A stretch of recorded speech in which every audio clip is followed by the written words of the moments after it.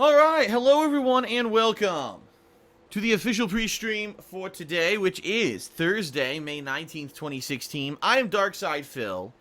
I'm in a great mood. I hope that you are as well. I hope that things are going well for you. And if not, I hope that this stream will cheer you up. Haha! How do you like that? Welcome to today's gameplay stream, which is going to be the premiere of Fallout 4's Far Harbor DLC. I'm quite excited for this, obviously, because Fallout 4 was my game of the year for 2015. I played it over over 2 freaking months of a elongated, crazy, in-depth playthrough where I pretty much did as much side content as I possibly could besides the kind of repetitive grinding missions that never go away. What are they called? Radiant quests. And I really loved the game. Now, we've all been waiting fervently for this DLC to release because, first of all, it's the first major story-based DLC for Fallout 4. For those of us who all bought the season pass for Fallout 4, we've been waiting for something great because the bottom line is, we've had 2 DLCs so far, but they weren't exactly the best. You know, the first one was called Automatron, and it was short. It was around 3 to 3.5 hours long. Really, the primary focus of it was just building a robot companion. Yeah, there was some story, but most of it was just killing repetitive robots. There was a little bit of a culmination at the end that I kind of liked, but overall, was it up to snuff with previous Fallout DLCs from games like Fallout 3 and Fallout New Vegas? No, it was not. And then we had the... Oh god, what was it even called? Like, Wasteland Workshop or something like that? I don't even know what it was called. I didn't even do that one. I have it. I actually downloaded it and installed it into my copy of Fallout 4. But I didn't even bother with it because all it was basically new additions to your workbench for you to craft new stuff in the game. And as you know, if you did watch my original playthrough, which I hope you did because so many people did and absolutely loved it, by the way. I just want to throw that out there. It's probably one of my most viewed playthroughs of the past several years. I didn't really craft too much at all. I did not really enjoy the crafting because I thought that it was more of a almost a not superfluous, but it was nice to have a new addition to the game, but it didn't seem like it was majorly necessary except for 1 or 2 key story elements where you needed to craft something to progress the story. Building your own settlements and doing resource management and all that wasn't really necessary to progress the game. In fact, I barely did any of that, yet I cruised through Fallout 4 without many difficulties. Now, you know, there's other people who during the course of their playthroughs of Fallout 4 built tons of settlements. And they had all these different resource trails going, but they're trading going between their camps, and they built these giant forts with defenses and tons of settlers and all of this. And I actually heard, for more often than not, that it was more annoying because these camps constantly got attacked, like, non-stop. And you had to constantly drop whatever you were doing to go defend your camp, rather than focusing on the actual focus of the game, which was supposed to be doing missions and such. So, in a lot of ways, I might have dodged a bullet. Seriously, I may have dodged a bullet by not going through all the crafting and all the settlement stuff in Fallout 4. I don't know. I'm just going off of what people tell me because, like I said, I didn't focus on it. But anyway, I digress. Today, we're actually playing the first major DLC for Fallout 4, and if you're not aware, this is the biggest DLC ever in any Fallout game. The new additions to the map are the largest, like, actual surface area ever. Apparently it's the most amount of questing, the most amount of stuff ever in a DLC.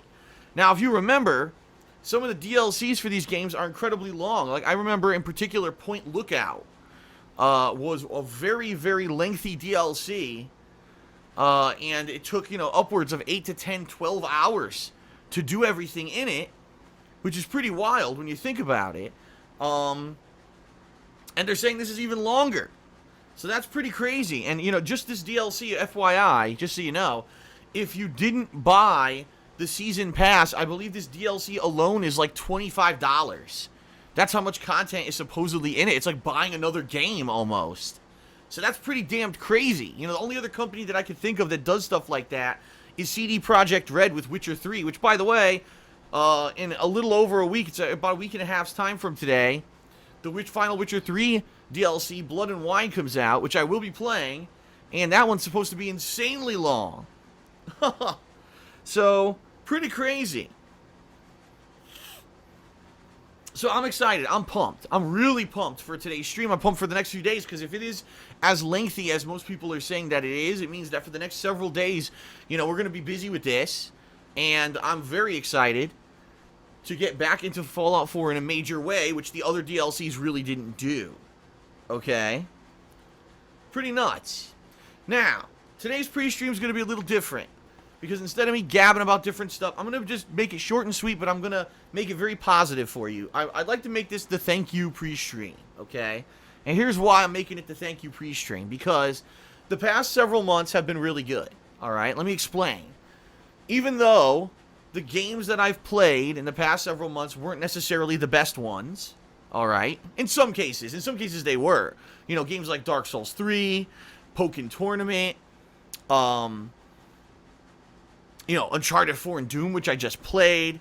There have been some great games. Mafia 2. Those have been some pretty awesome games I've really enjoyed. But on the flip side of that, there's been some stinkers too. As you know, if you've been watching all my stuff, there's been some games that we were hoping were going to be great and they didn't turn out so well. Games like Quantum Break or the Ratchet & Clank reboot, which I didn't particularly love. Stuff like that. Star Fox Zero. Oh, God, right? But the bottom line is, people have been turning out for the streams. People have been watching the videos on YouTube. People have been participating in all of the methods, which I bring up every single day here on pre-stream in order to allow me to be successful. And I am in a great mood today. Like, I woke up today, and I looked at my business results for the past 2 months, and I looked at my business results so far for the month of May, and I looked at a lot of different stuff, kind of, and I said, you know what? I feel really good. Like, seriously, like, if this pattern continues, and if we can keep this up for the rest of the year, at this level, okay, I'm going to be able to make do, I think. Seriously. I'm very excited, because I'll be honest, earlier on this year, in January and February, things were really slow. Things were uncertain. Because of the stuff that had happened to my business last year, I was very nervous that I was not going to be able to keep doing what I love full time. Okay, I was very nervous. But the past few months have been great. Okay, and by the way, no, I don't want to put it to you this way. No, I'm not making tons of money. Okay, I'm not filthy rich, but basically I'm able to make do. I can pay my bills. That's the important stuff, right? That you can pay your bills and you don't get evicted, and you can have at least a decent life where once a week I go out with my girlfriend and go to dinner with her, and I certainly would like to go on vacation and do other stuff which I can't afford right now, but for the most part everything's good. It would be very unfair for me to start complaining about my life when things have actually turned out pretty well the first half of this year so far. Okay? And I'm pretty pleased, okay? And the good thing about it is, unlike last year, last year things were really uncertain and I had to constantly worry about money, and I was like, remember last year I was trying to sell all my statues off. Not that I care about the statues, they're just sitting in a storage right now. But, it was kind of like a very uncertain time, and now it's looking like I said, as long as I can keep stuff going the way that it's been going, I think I'm going to be good. And there's other positive stuff going on in the background, too, that I'm not really going to touch upon, because it's more personal stuff, but I'm pleased, and I hope that, that you understand that it's you, the viewer, that have made this possible. You guys and gals who turn out every day, who watch the streams live, who watch the videos on YouTube, who spread the word, right? Who contribute to things like Patreon, who use the Amazon associate link in the description of my videos and streams. Everything you're doing is awesome, and I'll be honest, I've hit many roadblocks in my career on YouTube. Many things have happened, many challenges over the years, and I like to think that over the years that I have grown as a person, that I've become a much more mature person, that the stuff that I put out today is of a higher caliber than back when I used to kind of just mess around and do this for the hell of it and screw around and not take it seriously and curse up a storm every video that I was in and swear at every fucking game developer in every goddamn game that I played because I thought that was funny. You know, things are a little different now. And that's good, I think. I think that what's happened is I've kind of fallen into a method of doing things that's a lot more professional. And I enjoy getting up every day and coming in here into the office and doing what I do and feeling that it's meaningful to a lot of people. Okay? So, thank you very much, everyone. I'm feeling great. I'm excited because right now we're about to start streaming Fallout 4.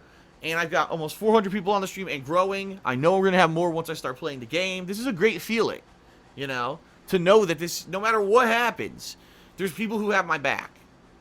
And you guys do. You have my back. That's freaking awesome. Good to know that 8 years of work actually pays off sometimes. Okay.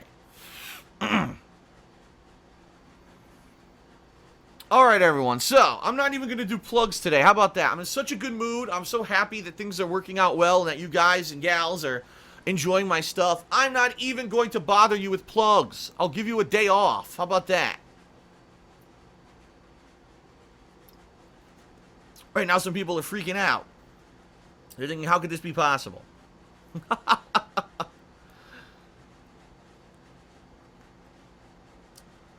Alright. So, ladies and gentlemen, without further ado, I'm going to boot up Fallout for the first time in a couple months here, right? Last time was when I played Automatron, which means I'll probably be in the same place where I ended Automatron, which I remember correctly, I'm inside of the base, right? That robot base or whatever.